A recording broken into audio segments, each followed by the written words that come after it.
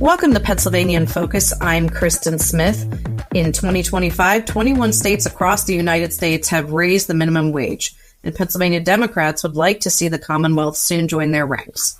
Joining me today is the Center Square's Pennsylvania reporter, Christina Lingeau. Christina, just how long has it been since Pennsylvania has raised its minimum wage?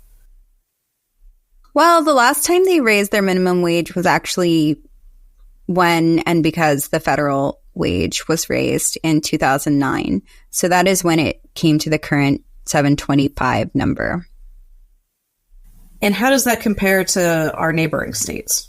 New Jersey, New York, Maryland, and Delaware all have minimum wages at or above $15 an hour as of January 1st. And then West Virginia and Ohio both also have higher rates than us at $8.75 in West Virginia and $10.70 in Ohio. There's a lot of discussion about who is making minimum wage. And what does the demographic data tell us about that? So the large majority of people who are making minimum wage or below are tipped employees. So that makes a big chunk of it.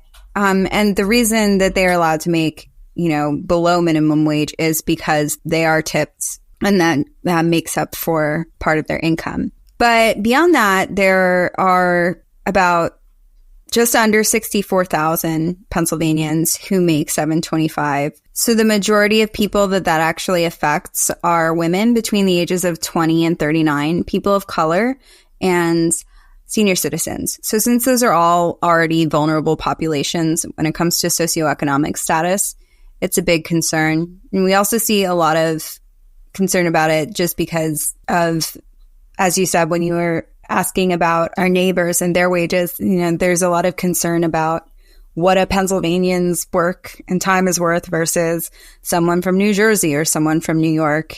Well, lawmakers have been debating the minimum wage for more than a decade now, even coming close to some agreements in the recent past. Can you tell us more about what those ill-fated deals were? So as recently as the last legislative session, there was actually a bipartisan push to raise the minimum wage, where we saw Senator Laughlin join Democrats in a push for an incremental raise up to $15 an hour by 2026.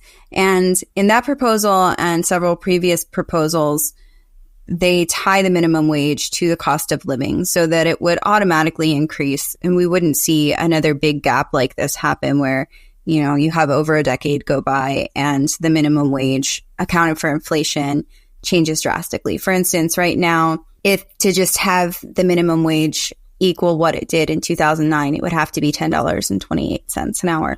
So they don't want to see that. So they want to put together plans that will have it increase according to the cost of living.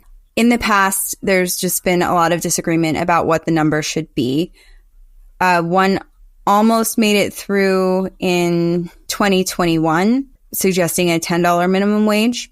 Last year, when the $15 minimum wage was discussed, the Senate Majority Leader, Joe Pittman, said $15 wasn't a realistic number to start at.